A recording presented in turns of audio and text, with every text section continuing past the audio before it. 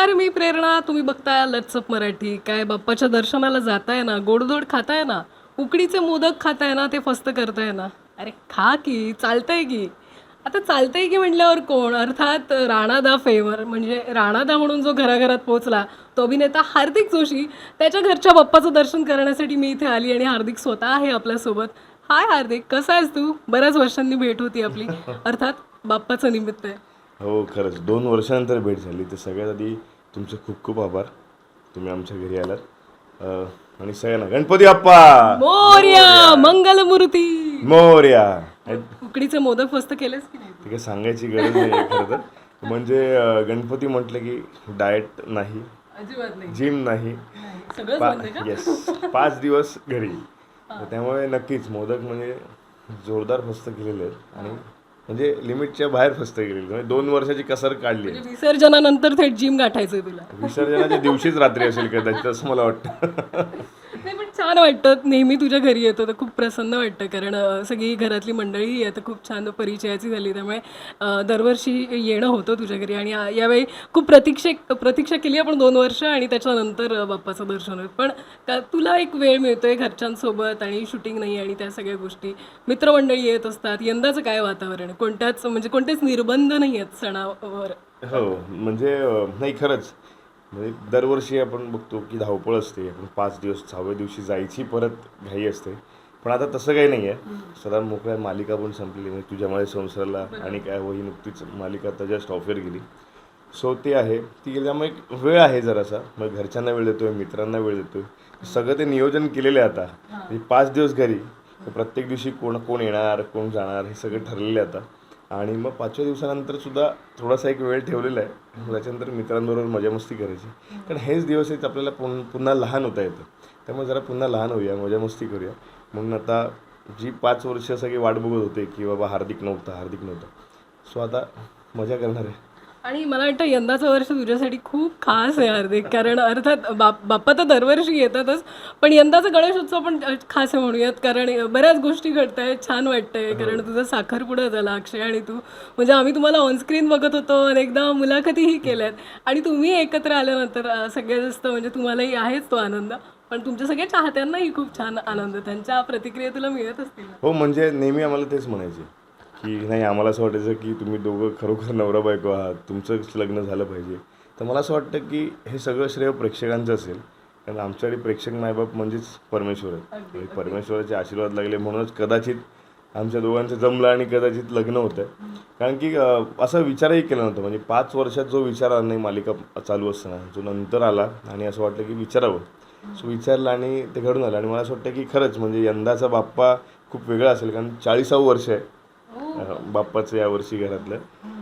So बाप्पा आलेलं आगमन झालेलं आहे, आयुष्याची नवीन पण सुरुवात झालेली आहे. म्हणजे बाप्पा आपल्याच म्हणजे त्याच्याकडे मागावं नाही लागत, म्हणजे ते आपल्या इच्छा तो ओळखतो आणि त्या हळूहळू पूर्ण करतो. मला वाटतं तुझ्या बाबतीत ते होत आहे की हळूहळू सगळ्या गोष्टी छान जुळून येत आहेत.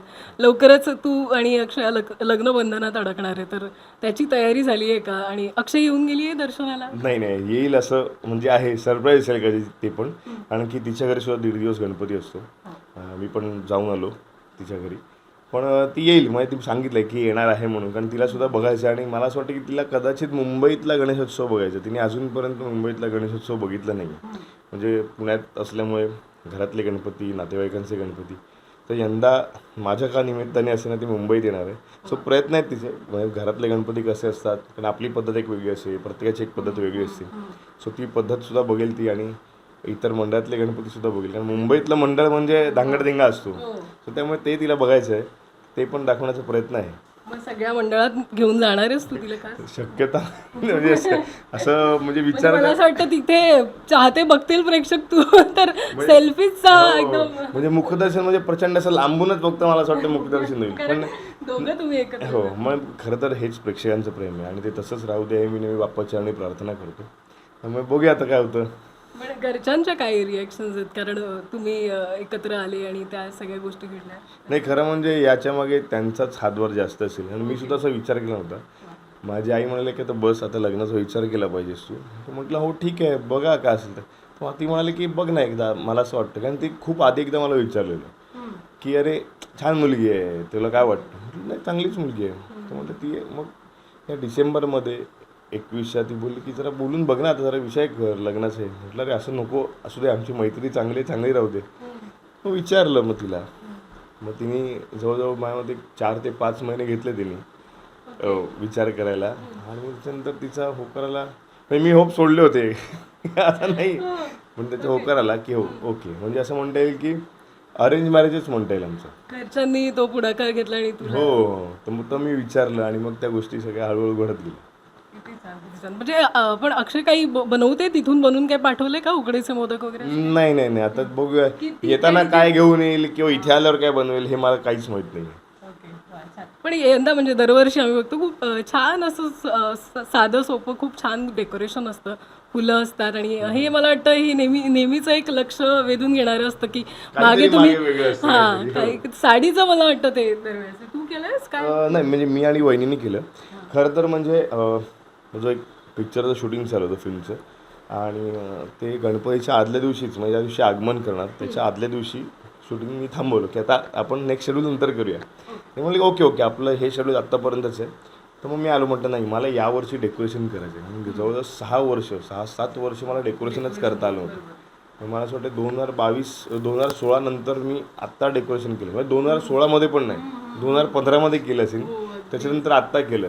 आणि नेहमी ज्या दिवशी बाप्पा येणार त्या दिवशी सकाळीच मी यायचो आणि पूजा झालेली असायची वगैरे, असं सगळं असायचं. तर म्हटलं यंदाच मला सगळंच घ्यायचं होतं, बाप्पाचं आगमनच. सो स्ट्रक्चर वगैरे आमच्याकडे ठरलेलं असतं. तर आणि वहिनीची इच्छा होती की तिला साडीचं डेकोरेशन करायचं होतं बरीच वर्ष, पण ते काही करायचं किंवा मग खाली साडी ठेवायचो किंवा इथे असायची काहीतरी. तर म्हटलं नाही, तिला बॅकड्रॉपला साडी पाहिजे होती. मग अशा 2-4 जरा साड्या बघितल्या. म्हटलं ही साडी लावून बघूया का. मग ही लावली. ओके, मग आता काय करायचं. मग हळूहळू एक ॲड करत गेलो. पण असं काहीतरी करायचं, म्हणजे आपण म्हणतो ना इको फ्रेंडली काहीतरी करायचं. आणि मुळात मला असा बाप्पा जरा सुटसुटीत आवडतं, कारण आपण हार घालतो किंवा आपल्याकडे पाहुणे येतात त्यांनासुद्धा बाप्पाला हार घालायचा असतो. त्यामुळे सगळं कसं असं जरा सुटसुटीत हवं असतं, म्हणून वेगळं केलं. म्हटलं असं काहीतरी करूया की ज्याचा आपल्याला वारंवार उपयोग करता येईल. कारण आपण म्हणजे फुलं आपण असतो, आपण आपल्या इच्छासाठी खूप फुलं सजवतो, पण नंतर ती कोमेजून जातात. आणि बाप्पाला त्याच्यात बसवणं मला थोडंसं जरा हे होतं. त्यामुळे जरा वेगळं काहीतरी करू म्हटलं. आर्टिफिशियल फुलं आणूया, त्यांच्या माळा ज्या असतील. आणि मला एक थोडंसं पारंपरिक पद्धत अशी करायची होती. त्यामुळे आपलं मराठी सण म्हटलं की याला आपलं झेंडू आला, मोगऱ्याचा हार आला, तर तसं मग ते आर्टिफिशियल सगळं घेतलं आणि सजवून टाकलं. छान वाटतं. मला वाटतं या वर्षी तुला खूप हे सगळं करता आलेलं आहे, कारण ती मालिका इतके वर्ष तुम्ही करत होता, त्यामुळे कुठलं सण उत्सव असेल तर घरी येणं असेल, कारण तुम्ही तिथे चित्रीकरण करत होतात कोल्हापुरात वगैरे. तर मला वाटतं यावर्षी सगळे सण उत्सव व्यवस्थित तुला. हो, म्हणजे नक्कीच. म्हणजे आता मालिका जस्ट गेल्यामुळे थोडंसं लगेच मालिकेकडे वळील, कारण की गॅपच जातो. आणि खूप छान सुंदर सगळी मालिका सुरू आहेत. म्हणजे मालिका जरा असं करावी अशी वाटतेच. पण आता म्हटलं थोडंसं आहे ती कामं संपवूयात आणि थोडंसं घराला पण आपण जरा वेळ दिला पाहिजे आता. सो म्हणून मग ठरवलं की नाही, आता जर संपलीचे मला तर मौकेपेक्षा लवकर आपले सण आपल्या पारंपरिक पद्धतीने साजरे करायचे. सो तसं करेल. कारण कसं आहे, भावाची मुलगी आहे छोटी. आणि माझं असं म्हणणं असतं नेहमी, मी म्हणतो की कारण की आजची पिढी काय होते, सण म्हटलं की हॉलिडे. ते सगळे इंग्लिश मिडियममध्ये मुलं जातात, मी सुद्धा मराठी मिडियमचं आहे, पण सुट्टी म्हणून बघतात. मला वाटतं सणाकडे सुट्टी नका बघू, सणाला सण म्हणून बघूयात आपण. आणि आपली परंपरा संस्कार आपण जोपासले तर पुढच्या पिढीला ते कळतील. म्हणून पूजासुद्धा वडीलच सांगतात. आम्ही गणपती बसवतो, वडिलांना आजोबा सांगायचे. त्यामुळे जसं चालत आलं तसंच चालत राहिलं पाहिजे असं मला वाटतं. त्यामुळे नेहमी माझा भर असतो की पारंपरिक आणि संस्कृती आपली दिसली पाहिजे त्याच्यात. सो म्हणून आता हे थोडंसं आगळं करण्याचा प्रयत्न. आणि मुळात हे केल्यानंतर मला असं फील आलं की आपण एक अंबाबाईचा फोटो बघितला ना की पटकन हिरवा रंग डोळ्यासमोर येतो. सो असं पटकन मी लाईट वगैरे म्हटलं की असं नाही, तो फील येतोय मला. म्हटलं कुठेतरी कोल्हापूरची नाळ जुडलेली आणि ते दिसलं. हार्दिक खूप खूप शुभेच्छा तुला आगामी वाटचालीसाठी. गणपती बाप्पा मोरया, मंगल मूर्ती मोरया.